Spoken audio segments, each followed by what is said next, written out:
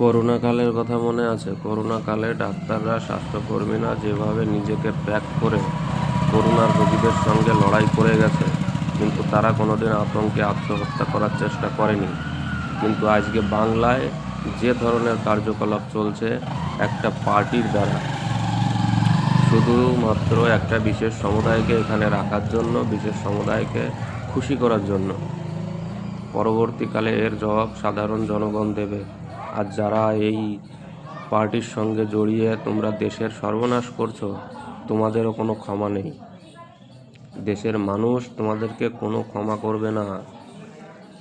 একজনকে দেখা গেল মমতার পা ধরে হাউমাউ করে কান্না করছো, আমাকে নাগরিকতা। আরে তোমাকে নাগরিকতা কি কেন্দ্র দেবে না তোমার মমতা দেবে?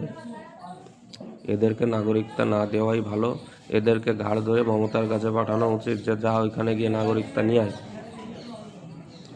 তোমরা বাংলাদেশ থেকে এখানে এসেছো, সেইখানে আন্দোলন করতে পারতে, কত তোমাদের জোর। সেখানে না করে তোমরা এখানে এসে যত নাটক করছো, এই নাটক দেখছে সাধারণ জনগণ। তোমাদের যে মানুষ কতটা জঘন্য মানসিকতার, সেটা মানুষ দেখছে এখন। তোমরা যে কতটা জঘন্য মানসিকতা, এর জবাব সাধারণ জনগণ সামনে দেবে। মমতা থাকবে না সারা জীবন। যতই চটি চাটো না কেন, মমতা থাকবে না। তোমাদের সময় ঘনিয়ে এসছে। জেহাদি রাষ্ট্র বানানোর জন্য তোমরা উঠে পড়ে লেগেছ না?